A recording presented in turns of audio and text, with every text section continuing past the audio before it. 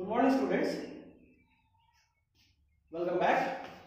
So, day before yesterday, I have sent you the English explanation of The Heart of the Tree, whose poet is Henry Cuyler Bunner. And yesterday, I uploaded the Hindi explanation, which was the mixture of English and Hindi of this poem. And आप सब जानते हैं कल मैंने एक ही stanza explain किया था, और ये भी मैं आपको बताना चाह रहा हूं कि कल मैंने ये भी बताया था कि the heart of the tree poem का ऑब्जेक्टिव क्या है, वो भी मैंने कल बताया था। तो आइए देखते हैं, आज हम पढ़ेंगे नेक्स्ट स्टैंजा का एक्सप्लेनेशन कि आज नेक्स्ट स्टैंजा में हेनरी कायलर जी ने हमसे आपसे क्या कहना चाहा है। So let's start. What does he plant who plants a tree? Again, आपको कुछ याद आया होगा कि पहले स्टैंजा में भी पहली लाइन में इन्होंने एक क्वेश्चन पूछा था कि what does he plant who plants a tree? Same question फिर यहां पर पूछा गया है हमारे पोएट हेनरी जी द्वारा कि जो पौधा या जो पेड़ लगाता है वो वाकई में क्या लगाता है। He plants cool shade and tender rain. ध्यान दीजिएगा, he plants cool shade and tender rain. That means वो सिर्फ एक पेड़ नहीं लगाता, वो एक ऐसा, आप कह सकते हो, एक ऐसा अम्ब्रेला लगाता है जिसके नीचे हम और आप या कोई भी जो वहां से गुजर रहा हो वो उसके नीचे बैठ करके ठंडी छांव ले सकता है। एंड टेंडर रेन, अब आपके दिमाग में यह आया होगा कि कूल शेड और टेंडर रेन का मतलब क्या है। टेंडर रेन का मतलब होता है कि एज वी ऑल नो कि पिछले स्टैंजा में इन्होंने कहा था कि he plants a friend of sun and sky. वो सिर्फ पौधा नहीं लगाता, वो सूरज और आसमान का एक दोस्त लगाता है। ट्री आप जानते हो कितना यूजफुल है हमारे आपके लिए या इस एनवायरनमेंट के लिए।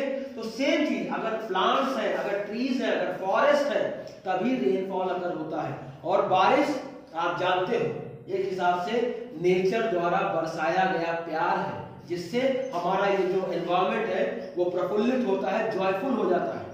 It becomes joyful, it looks very good when it rains. तो इसीलिए जो भी प्लांट लगाता है, जो भी ट्री लगाता है, वो ठंडी छांव के लिए लगाता है, प्लस बारिश पृथ्वी पर गिराने के लिए लगाता है। जब वो बारिश हो तो जो फूल पौधे या घास जो भी मुरझाए हैं, पानी पड़ते ही उनमें एक नई उमंग, एक नया जोश पैदा हो जाता है और वो खिल उठते हैं। नेक्स्ट लाइन क्या कहती है? And seed and bird of days to be. Seed means that small small seed जिसको हम बीज कहते हैं, एंड बर्ड टुकड़ा of days to be means क्या लगता है कि एक दो पेड़ लगा देने से हमारा काम हो जाता है? नहीं, बरसों बीतते हैं और वही पेड़ फिर एक नए पौधे को जन्म देता है, फिर वो नई कली उसमें खिलती है और उसी शाखाओं में, उन्हीं टहनियों में एक नया पेड़, एक नया बर्ड, एक नई कली खिलती हुई दिखाई देती है। और ये किसके कारण? हमारे द्वारा लगाए गए एक पेड़ के कारण। एक पेड़ हम लगाते हैं और सदियों बीतते चले जाते हैं और उसी पेड़ से हम देखते हैं कि हम कई सारे पेड़ पैदा हो जाते हैं।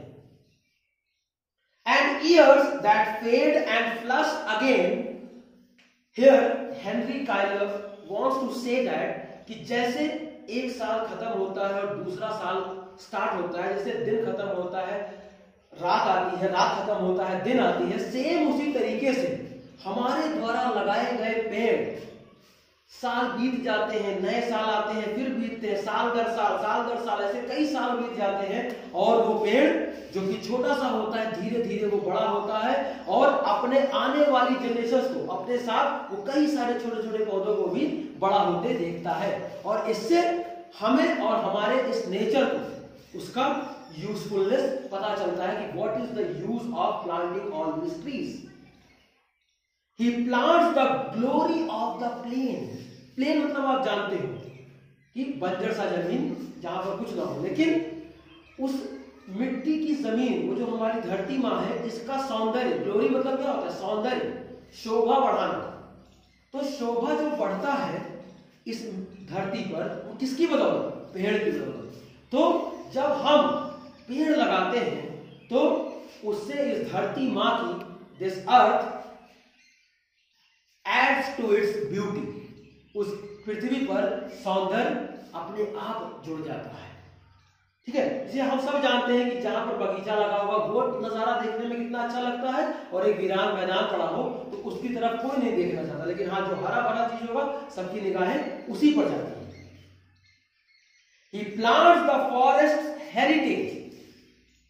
Students, we all know that by planting trees, it gets converted into a small garden, then it gets converted into a forest. और यही हमारे द्वारा लगाए गए ये एक एक पेड़ आगे चल के आने वाले समय में पहले एक बागीचे का रूप लेते हैं, फिर अगर हम उस पेड़ों की श्रृंखलाओं को जब हम लगाते चले जाते हैं तो देखते ही देखते वो बागीचा धीरे धीरे एक सुंदर से जंगल में परिवर्तित हो जाता है, चेंज हो जाता है। और जिसको कहा गया है कि पेड़ों का महाराज या पेड़ों का साम्राज्य या पेड़ों की सुंदरता अगर देखनी है तो हमें कहाँ देखने को मिलता है? एक आध दो पेड़ से ना, जहां पर बागीचा हो, जहां पर जंगल है। तो वही यहां पर हेनरी जी ने कहा है कि प्लांट्स द फॉरेस्ट हेरिटेज, जंगलों का सौंदर्य हम ही लोग जो पेड़ लगाते हैं वो इस चीज को ऐड करते हैं। The harvest of a coming age, the joy that unborn eyes shall see. The harvest of a coming age, coming age मतलब पेड़ लगाना सिर्फ जो भी इंसान, हम हो चाहे आप हो, जो भी पेड़ लगाता है क्या वो सिर्फ अपने फायदे के लिए लगाता है? ना, लगाया हुआ पेड़ उस इंसान की आने वाली पीढ़ियों, कमिंग एज, देखिए the harvest of a coming age, आज का लगाया पेड़ आने वाले समय के लिए भी बहुत सारा बेनिफिशियल साबित होता है।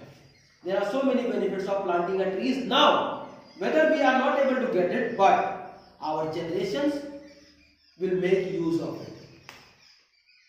The joy that unborn eyes shall see. और आज हम और आप जो पेड़ लगा रहे हैं इसका फायदा आने वाले पीढ़ियों को मिलेगा, और जो अभी तक इस दुनिया में आए ही नहीं है, जिन्होंने अपनी आंखें नहीं खोली है, और जब वो खोलेंगे तो जब इस हरे भरे नेचर को, प्रकृति को वो देखेंगे तो उनकी आंखों की जो खुशी होगी, उस समय जो खुशी की सीमा होगी वो हम और आप उसका अंदाजा भी नहीं लगा सकते कि वो कितने खुश होंगे कि हमारा जन्म जिस धरती पर हुआ वो आज भी हरा भरा है।